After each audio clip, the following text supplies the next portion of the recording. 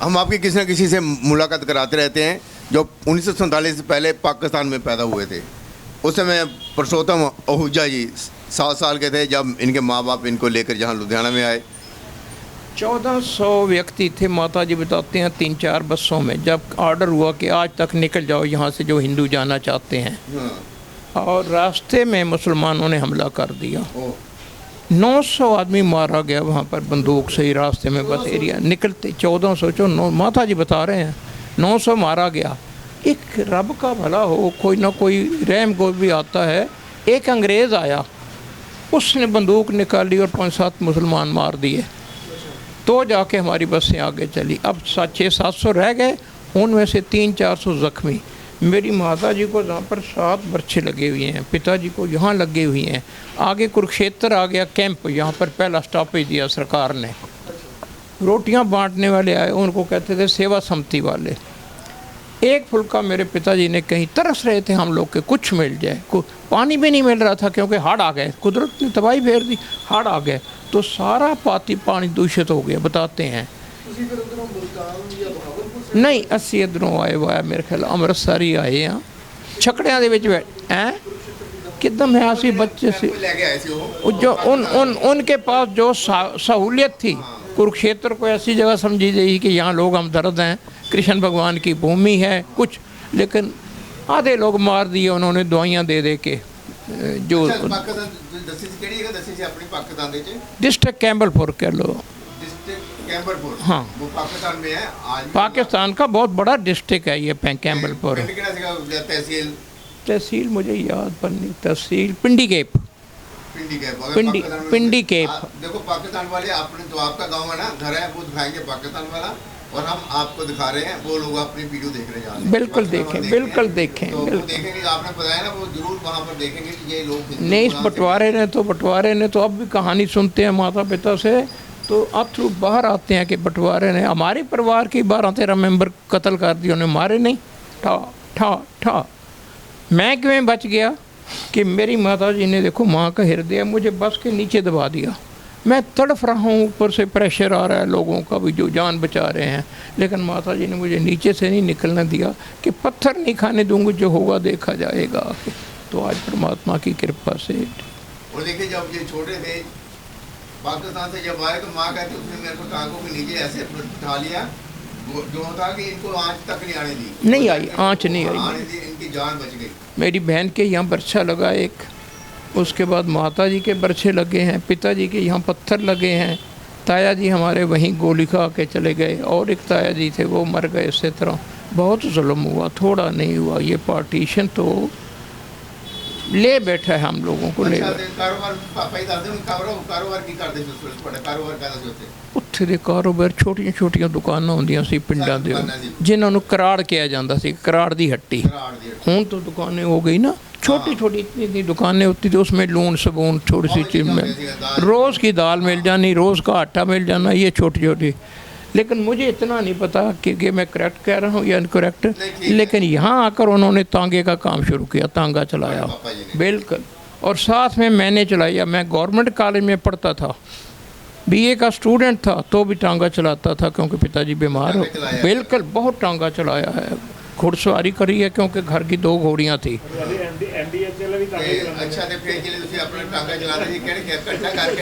नहीं, हमारा फिक्स था उन दिनों, ये स्कूल बस स्कूल कुछ भी व्हीकल होता था। तांगा जो था ये बिगेस्ट मोड ऑफ कन्वेंस था बच्चों को स्कूल से और घर ले जाने से, बस इतना ही था। लेकिन इतने मिल जाते थे कि रोज़ का राशन चल जाता था। तो वो पिताजी ने मुझे कह दिया, किस्मत की बात है कि मॉडल टाउन से सब बच्चे मिलते थे। मॉडल टाउन उस समय सबसे अमीर इलाका गिना जाता था, अब तो कॉलोनी हो गए ना। उस समय जिसने कह दिया मैं मॉडल टाउन के पास रहता हूँ, उसको भी लोग ही प्यार करते थे कि ये मॉडल टाउन की हवा में रहता है, इतना अच्छा इलाका था। तो अब तो सारा कमर्शलाइज हो गया, उससे बढ़िया आ गए। तो वहाँ पर बच्चे मॉडल टाउन से ही मिल जाते थे। तो मॉडल टाउन से लिए बच्चे स्कूल के पहुँचा दिए, ये जो सिमिट्री स्कूल है इस समय फुआरे के पास। फुआरे के पास है, अंग्रेजों का बनाया स्कूल है, पुराना स्कूल है। सबसे पहले यही स्कूल था, इंग्लिश स्कूल था। एक हाई स्कूल है, न्यू हाई स्कूल, पता नहीं कौन सा। न्यू तो परे है, सिमिट्री।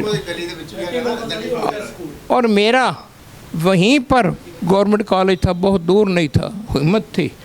घोड़े को वहाँ पर खोल देना तांगे से, पट्ठे डाल देने उसको, एक भैया को साथ ले जाना छोटे को, वो पहरा देता था कि कोई आके तंग ना करे। और मैं चला जाता था कॉलेज में, कॉलेज में क्लासें अटेंड करी, आके फिर उसको बांध लिया घोड़े को और बच्चे लेके आ गए।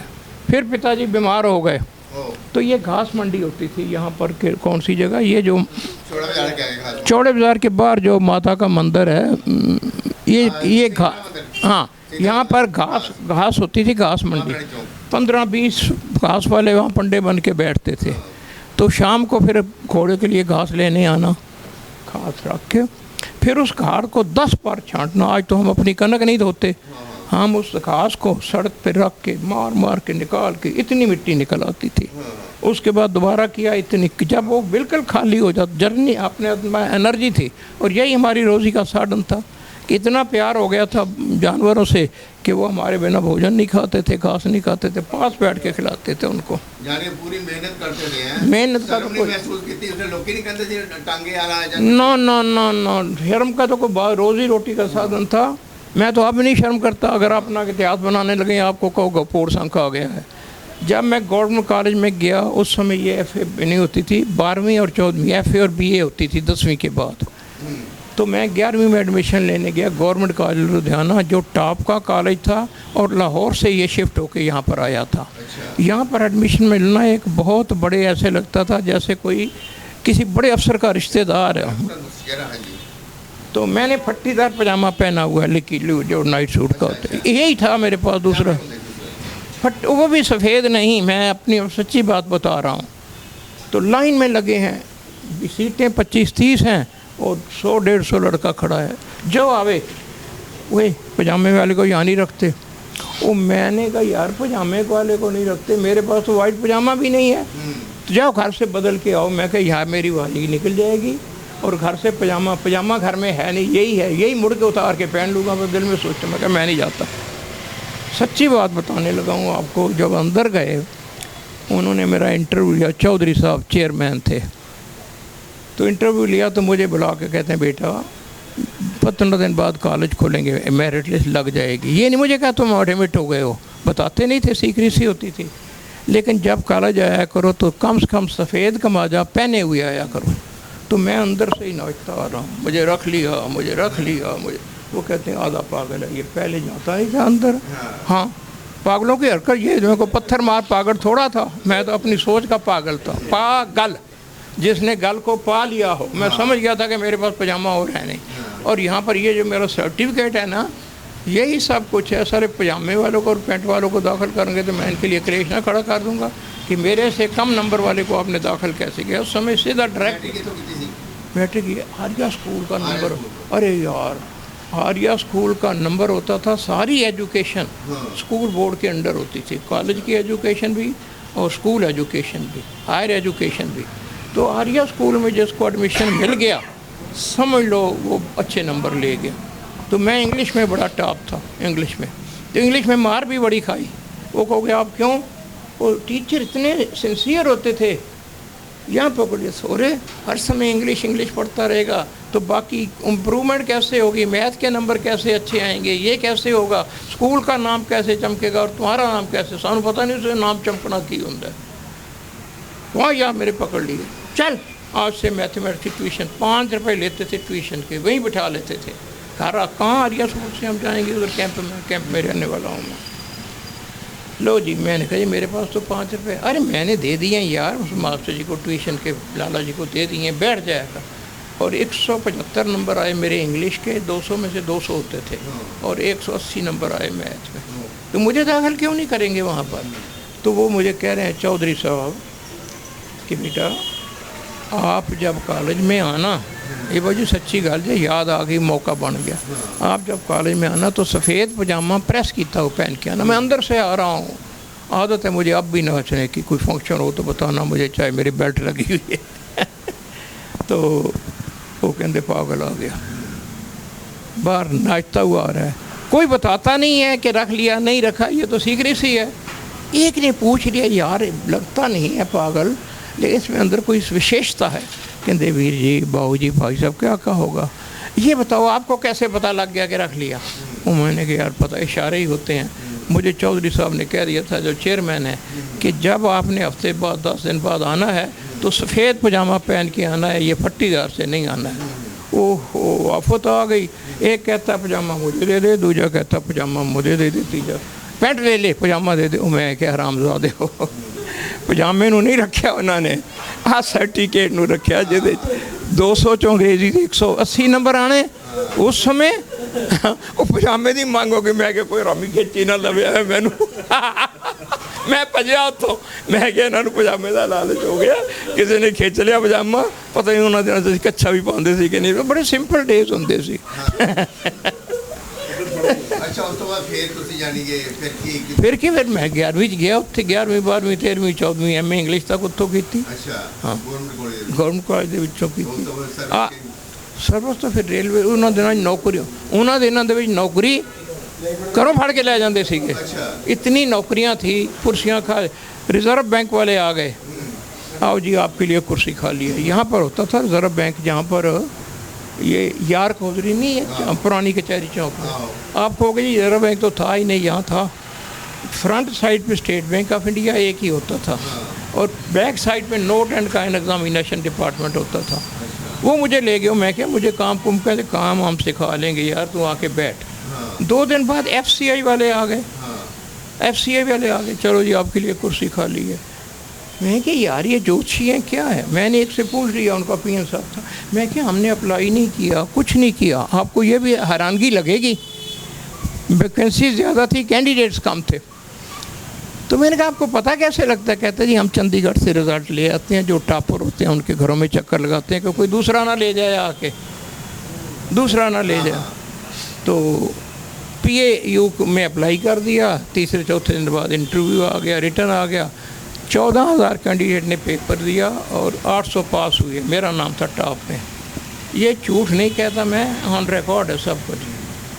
तो मुझे कहने लगे जी आपको हम पालमपुर लगा देंगे। पालमपुर नया बन रहा था एग्रीकल्चर यूनिवर्सिटी। मैंने कहा जी मैंने नौकरी नहीं करनी आपकी। अरे लोग तरसते हैं। मैं कहा मैं नहीं तरसता, मुझे पता लग चुका था कि नौकरी इस समय बहुत मांगते हैं। क्या करोगे। मैं क्या मैं लुधियाना का रहने वाला हूँ, मैं माँ बाप का सेवादार हूँ। मैंने पढ़ा शास्त्रों में कि माँ बाप को नहीं छोड़ना, चाहे परिवार सारा छोड़ जाए। तो मैं आपके पास नौकरियाँ हैं यहाँ की, तो मुझे क्यों आप पालमपुर गए। हमने उसको इस्टेब्लिश करना है। मैं क्या किसी और को लेके इस्टेब्लिश कर देना, मुझे रखना है। ये चेयरमैन से मेरी बात हो रही है दिलेरी की इंग्लिश में। मैंने कहा मुझे यहाँ रख लेना, लुधियाना में ज्वाइन कर जाऊँगा। नहीं करोगे आप बनाते रहो लिस्ट। मेरे सामने उसने लुधियाना टिक किया। 3-4 दिन के बाद लुधियाना ज्वाइन कर गए। इतने में रेलवे वालों की कॉल आ गई। उन्होंने मेडिकल लिया जलंधर बुला के और मेडिकल जर्नी पास दे दिया कि कल ज्वाइन करो वहाँ जाकर, मुरादाबाद के पास चंदौसी है आपका ट्रेनिंग सेंटर।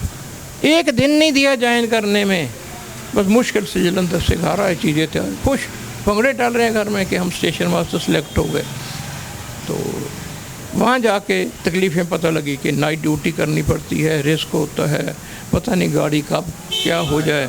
हाँ तो अरे कोले वाली तो होती थी, चलो वो तो ड्राइवर चलाते थे। हमारा ये था इसका पता नहीं पहिया कहाँ नीचे चला जाए, तो इंक्वायरियाँ ही खा जाती हैं आके ये।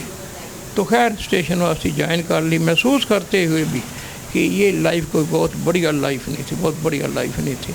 तो फिर उसके बाद और ट्राई नहीं करी।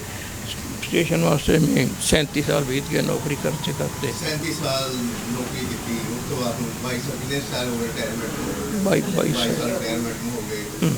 सफर जिंदगी का तुम देखा ते जो कंक्लूजन की निकलदा है विचों सिट्टा की निकलदा है बजट जिंदगी तुसी बच्चे बस सेटिस्फाई रखो अपने आप को। बहुत पैसे के पीछे मत भागो, ये सुख नहीं देगा, कहीं भी नहीं देगा, कहीं भी नहीं देगा। कर लीजिए, पैसे के पीछे मत भागो, रोटियां ले लेके मत ना सिटो। इतनी लवने बनकर जितने ने थोड़ियां उन्हें की कमाओ जितना जरूरी है। नहीं, जितनी कमाई जायज़ कमाई है वो करो, जहाँ पर मिलती है जितनी है, लेकिन पैसे के पीछे ना भागो कि गरीबों को निचोड़ के जैसे आजकल चल रहा है कि जो लीडर है वो भी जितना उसका दाव लगता है पता नहीं कहाँ रखेंगे। ये मुझे तो हैरानगी होती है, क्या साथ ले जाएंगे। ये तो कुदरत ने खाली हाथ जाने के लिए बनाया है, नहीं तो ये तो सारा कुछ इकट्ठा करके ले। इतना क्या करना है यार, हमने मुझे नहीं समझ आई। 2 रोटी आराम की मिलें, सादी मिले, मूंग की दाल से मिले, पतली मिले, जेरी हज़म हो जाए। हम जितना गलत पैसा आएगा उतना हमें परिणाम में भोगने पड़ेंगे। आज हम ताज़ा ताज़ा देख रहे हैं कि क्या हो रहा है। कोई मंत्री बचा है, कोई लीडर बचा हुआ है, सब बेईमान है। हाँ, सब बेईमान है। परसों मुझे जो पाकिस्तान में पैदा हुए थे, हिंदुस्तान में बड़े हुए, हिंदुस्तान में जो बैठे हैं आज लुधियाना शहर में बैठे हैं, इन्होंने अपनी जो छोटी सी जो कहानी बताई है कि पैसे के पीछे मत नहीं भागो। भागना, नहीं भागना। बस सीखता यही निकलता है, दूसरों की सेवा करो, किसी का जितना कर सकते हो नेक काम करो। किसी बच्चा है, पैर चल रहे हैं, बेचारा मांग रहा है, और हम जो आज जा रहे हैं वैष्णो देवी दान करने के लिए लाखों रुपए, हमें कितने आते हैं लोग कि जी रिजर्वेशन करा दो, हम इतने पैसे दे देंगे सरकारी खर्च के अलावा। अरे वहाँ जा रहे हो, यहाँ किसी गरीब की मदद कर दो। वहाँ क्या करोगे जाके? वो पंडित धक्का ही देंगे, दर्शन भी नहीं पूरा कर सकता। लाखों लोगों को पंडित भी क्या करेगा वहाँ 24 घंटे। मैं तो यही कहता हूँ पंडितों का कोई कसूर नहीं है कि हम पाप किए जा रहे हैं और फिर देवी के जा रहे हैं। मैं तो बड़ा ओपरा सा मानता हूँ इस बात। देवी आपको बुला रही है। हाँ, यही माता की सेवा करो, पिता की सेवा करो। मैं आपको बताऊँ कि मैं अपने माँ बाप को बहुत समर्पित हूँ। बीवी के साथ कई झगड़े पड़ चुके हैं इस मामले में कि वो कहती है नहीं, बच्चे क्या करेंगे। मैं क्या, प्रभु देने वाला है, इनको भी देगा, हमें भी दे रहा है। हमने तो शास्त्रों में पढ़ा है, लेकिन नहीं टिका कर पाई वो इस बात को लिए। तो बिल्कुल माता पिता की सेवा। मैं आया हूँ फिरोजपुर, मेरी ड्यूटी थी, हम दोनों घर आया, पिताजी बीमार थे, 1 दिन के लिए छुट्टी मिलती नहीं रेलवे में। सबसे ख़तरनाक बात यह है, अब तो मिलने लग गई है। मैं शादी की छुट्टी लेने गया, 10 दिन की अर्जी लिखी, तो साहब कहता है इतने दिन क्या करोगे? मैं क्या, शादी है। अरे किसी और को भेज दो यार, 10 दिन की छुट्टी नहीं दे सकते। मैं कह जी मेरी शादी है। कहता मैं कौन सा अपनी शादी पे गया था, मैंने भी किसी को भेजा था, छुट्टी मिलती नहीं है आके। सच्ची बात कह रहा हूँ, छुट्टी की बहुत दिक्कत होती थी। तो कहाँ से कहाँ बात चली गई, छुट्टी पे आ गई। माँ बाप की सेवा। हाँ, माँ बाप की सेवा, इतना लाभ मिला। अगर मैंने ध्यान ना किया होता तो आज मुझे हथकड़ियाँ लगी होती और मैं जेल के अंदर होता। कोई ऐसी घटना हो गई हमारे दफ्तर में कि मैं पिताजी की यहाँ बीमारी में बैठा हूँ, वहाँ कोई ट्रेजेडी हो गई जिसका मैं इंचार्ज था उस जगह का। तो प्रभु ने ऐसे बचा लिया, उसको भी बचा लिया, मुझे भी बचा लिया, इंचार्ज को, क्योंकि मैं सेवा में बैठा था। सोच अच्छी थी, सेवा थी। और देखो कितना असर होता है। पिताजी बहुत बीमार हो गए, घर में ये दिक्कत आ गई कि इनको थोड़ा वाला कोई लिक्विड कैसे दिया जाए। तो मैं बैठ गया, उनको उठा के बिठाना, साफ़ सूफ करना उनका बेड, उनको थोड़ा लिक्विड देना। मेरे देखते देखते घर के सारे बच्चे, पड़ोस के बच्चे आके बैठ जाना, सभी ने उनको घेर लिया। उनको पता है कि ये कोई अच्छी चीज़ है, जैसे स्पोर्ट दे के कुछ खिलाना। तो देखे का असर होता है भाई, जब कोई करता है तो बच्चे भी वही सीखते हैं। तो आज यही बच्चों को सिखाते हैं कि ये टीवी, मोबाइल, इसका बहुत त्याग ना करो, लेकिन कम कर दो। ये आँखों को प्रेशर पड़ता है, फिर यहाँ प्रेशर आता है, फिर आदमी भूलने लग जाता है, पढ़ाई के ऊपर असर पड़ता है। और ये क्या दिखा रहे हैं हमें टीवी वाले? बिल्कुल नंगेज के अलावा कुछ नहीं दिखा रहे। चाहे आप भी टीवी वाले हो, लेकिन रोज़ी का साधन है, सबको पैसे कमाने की पड़ी है कि असली मटेरियल कम आता है और ऐड ज़्यादा आती है। और ऐड में लड़कियों को भी दौड़ लग गई है कि हम अपने आप को ज़्यादा प्रमोट करें और नंगी कैसे दिखा सकते हैं अपने को, कम कपड़ों में कैसे दिखा सकते। ये जाने के समाज का ताना बानी खराब हो रहा है। कोई नहीं, बस इसको ये शास्त्रों में लिखा कि वक्त तो है नहीं, सारा खाना खराब हो चुका है। वो आएगा वक्त, समझाएगा कौन? गीता में लिखा है कि ऐसा वक्त आएगा जिसमें मैंने पढ़ा है कि जिसमें वर्ण संतति होगी। उन दिनों नहीं पता था, फिर खोज करेगा कि किसी को नहीं पता कि मेरा बाप कौन है। हाँ बे, आ गया आपने वही शिकत कि आपने देखना है इसका सीन। तो चलो ये जवाहर नगर कैंप में जितनी कोठियाँ थी मेन रोड के ऊपर, सारी होटल बन चुकी हैं। और कहाँ चाय का कप नहीं बनता, रोटी का गिलास नहीं बनता। यही काम धंधा हो रहा है। लड़की आ रही है, लड़की जा रही है, लड़की आ रही है। तो ये लड़के जो हैं, नहीं कट दे। हाँ जी, नहीं कोई बात नहीं, बताइए समाज में जो कुछ हो रहा है ना वो आप। चलो बस ठीक है, जो जितना भी देखे बताया है, जो बहुत कुछ कह दिया मैंने। हाँ, तो जो समाज में आज इसको नॉर्मल हो जाएगा ये सब कुछ, कोई बुरा ही नहीं मानेगा। ये है जी, जैसे बाहर अमेरिका में नॉर्मल है। नहीं जी, बाहर का तो कोई नियम है, फिर भी इधर कोई नियम नहीं। इधर बेनियमा है। मैं दिल्ली में रहा हूँ, मुरादाबाद में रहा हूँ, वहाँ भी है प्रोस्टिट्यूशन सिस्टम, लेकिन गवर्नमेंट ने अलग बना रखा है। हम लोग उन दिनों जवान होते थे, जाते थे, ये क्या होता है, कोठे चढ़ गए। पता ही नहीं था किसी को। हाँ, तो वहाँ पर उनके पास एड्स का सर्टिफिकेट था, एड्स पर। तो आप देखिए, बात ऐसी है कि बात चल रही है, आप लोगों ने देखिए बताया, पुरुषोत्तम जी ने हमको, आहूजा जी ने बताया अपनी ज़िंदगी के बारे में, पाकिस्तान से आए, यहाँ पर कैसे पढ़ाई की और कैसे स्टेशन पर मास्टर रहे, ये सारी जो इन्होंने स्टोरी आपको बताई है, इस पर थोड़ा सा ध्यान दें।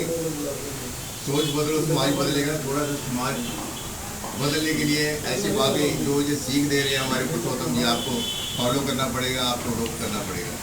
नहीं, हमारे पास कुछ भी नहीं, सिर्फ तजर्बे के अलावा कुछ नहीं है। बोल जाते हैं जो चाहिए, पता नहीं अच्छा लगे बुरा लगे किसी को।